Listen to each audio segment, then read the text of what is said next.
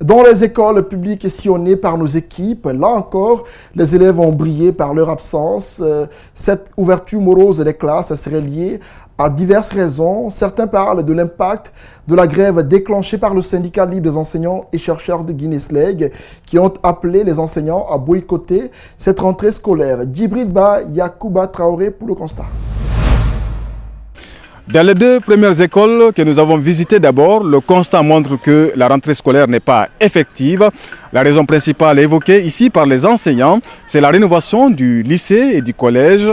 Les élèves ne sont pas pratiquement venus. On constate quand même la présence de quelques enseignants. Tout cela pourrait être une contre-vérité, c'est du moins l'avis des observateurs qui parlent de la grève déclenchée par le SLEG qui revendique 8 millions de salaires de base pour les enseignants. Nous nous inscrivons tous dans la dynamique du pluralisme syndical. On reconnaît au SLEG le droit de la grève. La grève est un droit constitutionnel. Mais à mi-parcours, on ne peut pas donner un jugement de valeur. Les représentants de l'inspection générale et du conseil juridique de l'éducation exhortent les responsables des établissements scolaires à une rentrée effective.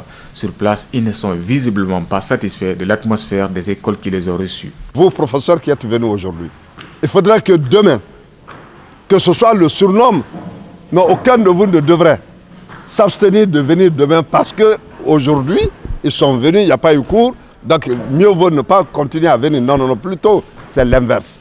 À l'école primaire de l'aviation, même constat, des enfants n'étant pas en uniforme sont venus se déambuler ça et là au regard désolant d'un nombre insignifiant d'instituteurs. Cette rentrée scolaire ratée n'explique pas pourtant la revendication salariale du SLEG, se défend ce proviseur du lycée Ahmed Sékou Touré. Je connais au jour d'aujourd'hui les difficultés financières dans lesquelles l'État est en train de traverser. J'en connais consciencieusement en tant que patriote. Pour cela, je voudrais que nos collègues se ressaisissent un tout petit peu. Il ressort que le système éducatif guinéen subit de nombreuses perturbations il y a presque 3 ans. Les rentrées scolaires, elles, n'ont toujours pas été à la hauteur des attentes des responsables pédagogiques. Dans le même sillage, à l'enseignement supérieur également, cette rentrée scolaire et universitaire n'est pas totalement effective. Sur les raisons de cette situation, le ministre de l'enseignement supérieur a une explication différente de celle liée à la grève du SLEG. Alpha Yero Baldé était l'invité des Grandes Gueules sur la radio Espace. On l'écoute. Chaque rentrée universitaire, le jour de la rentrée, il y a très peu d'afflux, très peu d'affluence. Oui. Ça s'est toujours constaté comme ça. Chez nous, la rentrée, c'est aujourd'hui. Les cours débutent le 8. Okay. Et en ce que nous concerne, le syndicat autonome de l'enseignement supérieur ne nous a pas fait part d'une grève quelconque. Parce qu'il y a un syndicat uniquement pour l'enseignement supérieur qu'on appelle le syndicat autonome de l'enseignement supérieur, je me souviens très bien. Ouais. Donc à ce stade-là, je n'ai aucune information là-dessus. Je sais que la rentrée, c'est aujourd'hui, mais l'affluence, il ne faut pas s'y attendre. Parce qu'il y a beaucoup de préparatifs encore en cours.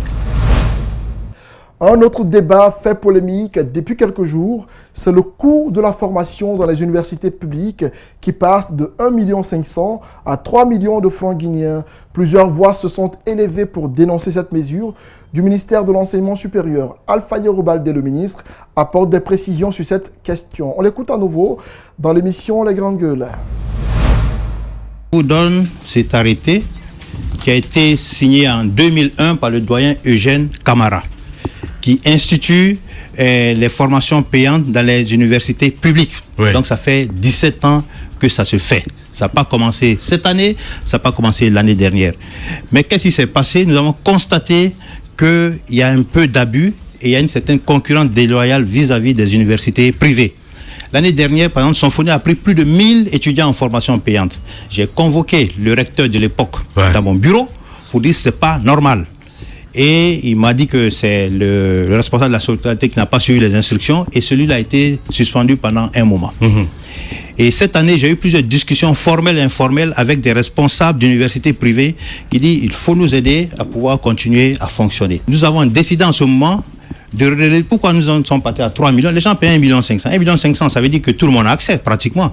Alors que par ailleurs, l'enseignement privé facture en moyenne aux alentours de 2,5 millions. Donc ça fait une concurrence déloyale. Donc cette année, on a dit personne en dessous de 11 n'ira en formation payante dans une université publique. Deuxièmement, le nombre de places est limité. Et je crois que j'ai entendu l'un de vos journalistes la dernière fois qui disait que c'est des classes à part. Non, c'est pas vrai.